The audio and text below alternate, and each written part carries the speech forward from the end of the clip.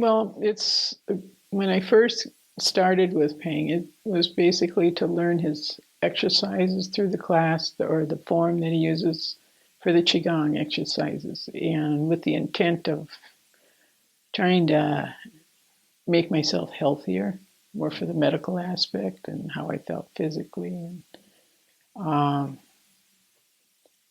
the, yeah, also Pang is very open and very down to earth on how he approaches everything and how he talks with you, very pragmatic. And so as questions come up on it, it starts out with, maybe am I, doing this particular movement correct? Is the technique there or not? And then you start noticing more subtle things. And so it kind of keeps getting deeper and deeper and deeper. So it's more and more getting into understanding the Qigong practice, but also you're learning a lot about Eastern way of thinking. So all of this kind of integrates together.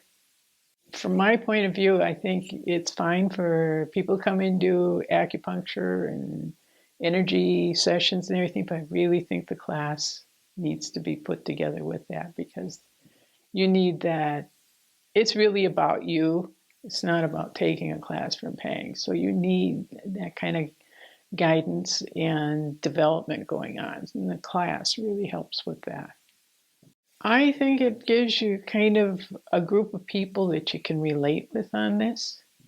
And Pang's understanding in the way he goes about things and how he teaches, because he's guiding you more. He doesn't tell you what to think. He doesn't tell you what this practice is supposed to do exactly, but he's telling you how to go about it. And then the emphasis on what do you feel, that for me has meant everything because my legs were weak, particularly the right leg.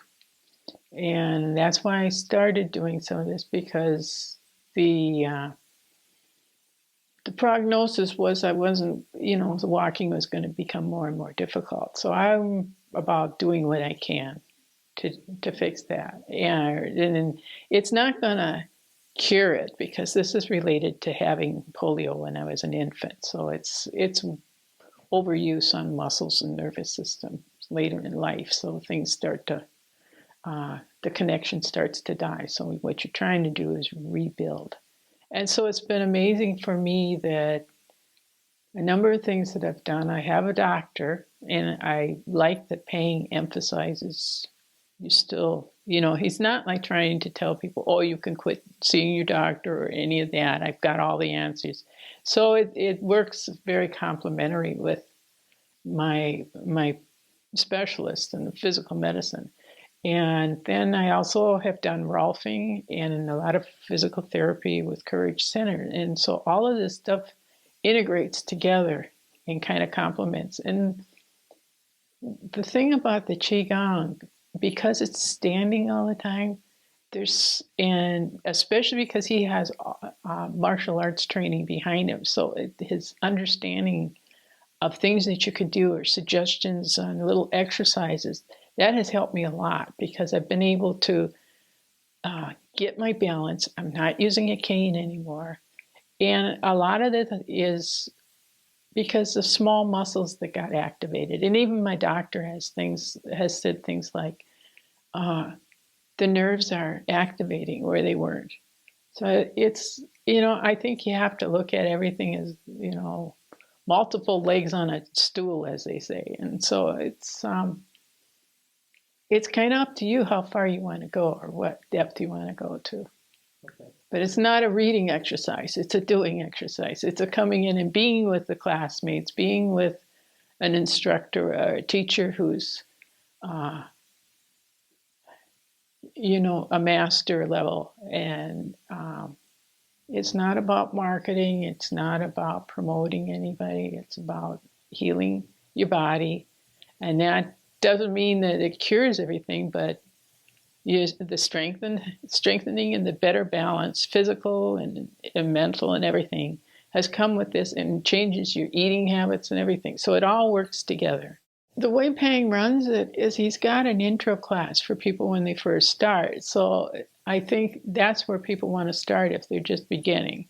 But after going through, it's like 3 months or something in a transition class, then we're all kind of in the same class. And you do know, people have different proficiencies, but that's true of life anywhere. And it's kind of, there's always something to learn.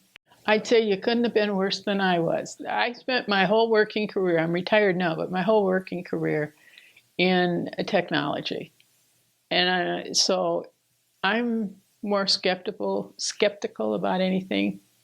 It's like I'm not looking for somebody to tell me what to think. I want to find, I guess, evidence or experience it. And the thing I like with the Qigong is you come in, and if you can just be kind of open and not worry about it and figure, if you're not going to gain any sensitivity to the energy or anything, you're still, you can do things physically that'll make your body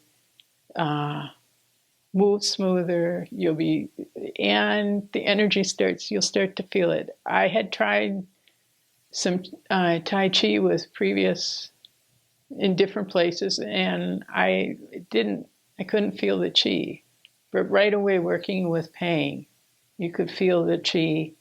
And it's kind of like you just concentrate on following the instructions to do the movements, and don't think about it too much. And then when you look back, you'll see that your skepticism didn't hurt. And it's kind of amazing.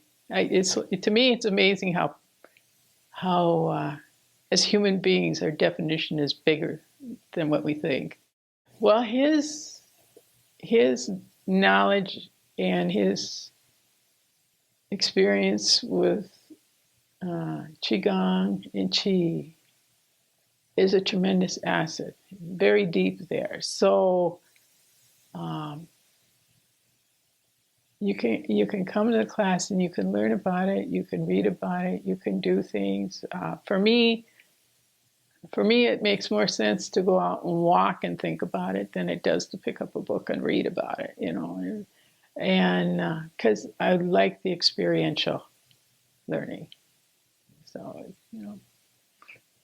and the class, the experience of the group in there or other people or being able to sit down and chat with Pang when you want to, it's a pretty inviting environment.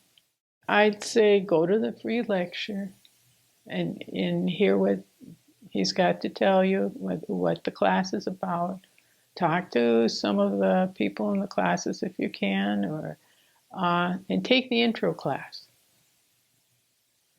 And I would also say after you've been doing the intro class, maybe for a month or something, take an energy session with Pang or an acupuncture, and just kind of use this stuff to reinforce.